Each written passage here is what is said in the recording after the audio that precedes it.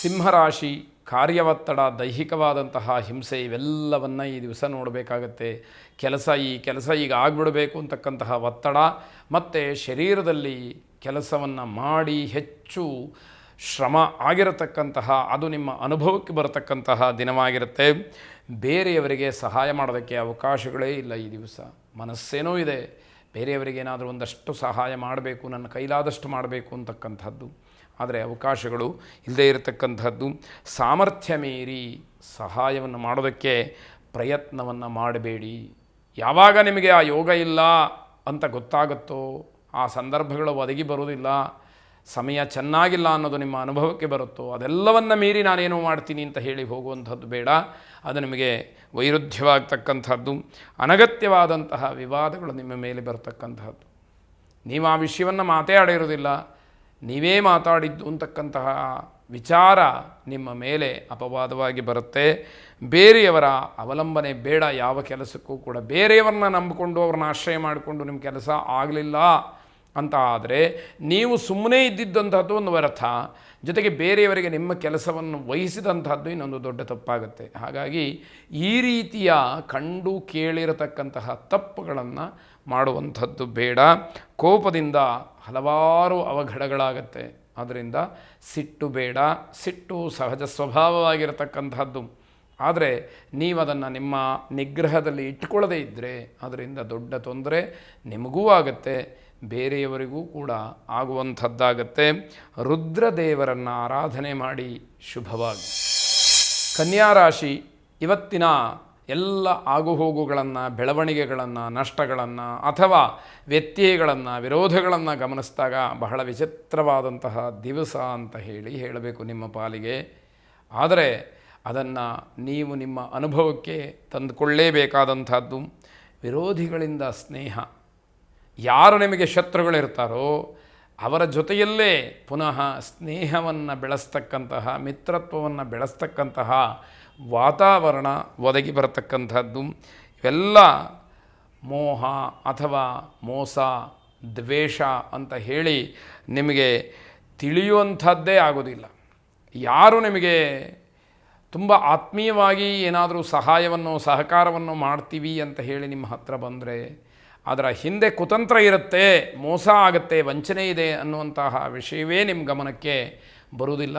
ವಂಚನೆಗೆ ಒಳಗಾಗ್ತೀರಿ. ರಾಜಕೀಯ ವಿಚಾರಗಳಿಂದ ದೂರ ಉಳ್ಕೊಂಬಿಡಿ. ಯಾವುದೇ ರೀತಿಯ ರಾಜಕೀಯ ಒತ್ತಡ ಅಥವಾ ರಾಜಕಾರಣಿಗಳ ಒಂದು ಆಶ್ರಯ, ಅವರ ಭರವಸೆ ನಿಮಗೆ ಯಾವುದೇ ರೀತಿಯ ಉಪಕಾರವನ್ನು ಮಾಡುವಂಥದ್ದಲ್ಲ. ನರ ಅಥವಾ ಮೂಳೆಗಳಲ್ಲಿ ನೋವು ಕಾಣುವಂಥದ್ದಿರುತ್ತೆ, ಅದರ ಬಗ್ಗೆ ಹೆಚ್ಚು ಗಮನವನ್ನು ಕೊಡಿ. ಅದು ತುಂಬ ಕಷ್ಟದ ಪರಿಸ್ಥಿತಿಯನ್ನು ತಂದೊಡ್ಡಿದೆ ಅಂತಲೇ ಹೇಳಬೇಕು, ಅಥವಾ ಆ ರೀತಿ ಆಗುವುದಕ್ಕೆ ಅವಕಾಶ ಇರತಕ್ಕಂಥದ್ದು.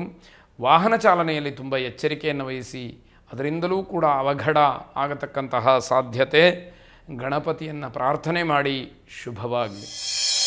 ತುಲಾರಾಶಿ ಪರಿಶ್ರಮಕ್ಕೆ ತಕ್ಕ ಪ್ರತಿಫಲ ಇರತಕ್ಕಂತಹ ದಿವಸ. ನೀವು ಎಷ್ಟು ಕಷ್ಟಪಡ್ತೀರೋ, ಎಷ್ಟು ಪ್ರಾಮಾಣಿಕವಾಗಿ ದುಡಿತೀರೋ, ಅಥವಾ ಎಷ್ಟು ನೀವು ಅಂದುಕೊಂಡಿರ್ತೀರೋ, ನಿರೀಕ್ಷೆ ಮಾಡಿರ್ತೀರೋ, ಅದಕ್ಕೆ ತಕ್ಕ ಹಾಗೆ ನಿಮಗೆಲ್ಲ ರೀತಿಯಿಂದ ಸವಲತ್ತುಗಳು, ಅನುಕೂಲಗಳು, ಲಾಭ ಆಗತಕ್ಕಂತಹ ದಿವಸ. ಹಿರಿಯರು, ಅಧಿಕಾರಿಗಳು ನಿಮ್ಮಿಂದ ಹೆಚ್ಚು ಪ್ರಭಾವಕ್ಕೆ ಒಳಗಾಗ್ತಾರೆ.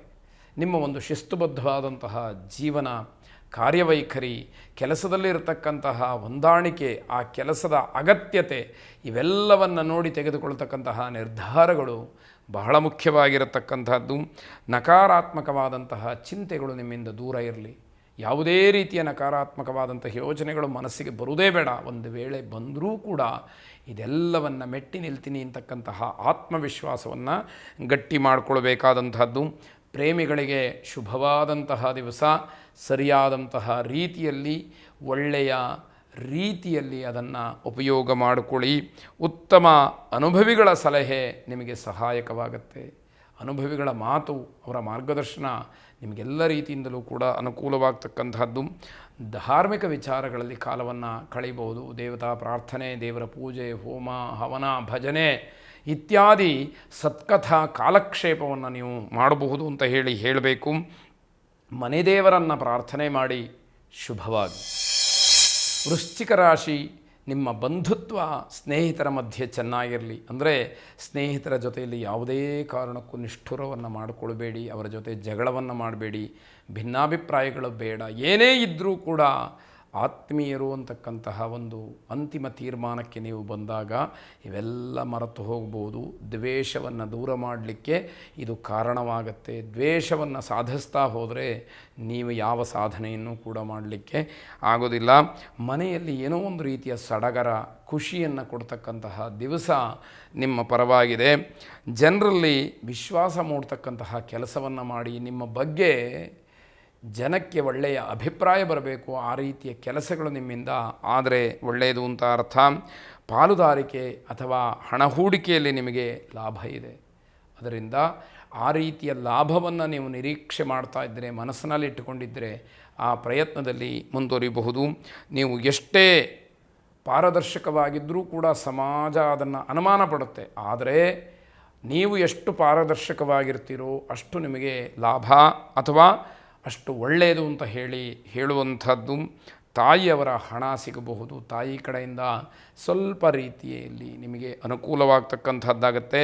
ಮಹಾಲಕ್ಷ್ಮಿಯನ್ನು ಪ್ರಾರ್ಥನೆ ಮಾಡಿ. ಶುಭವಾಗಿ.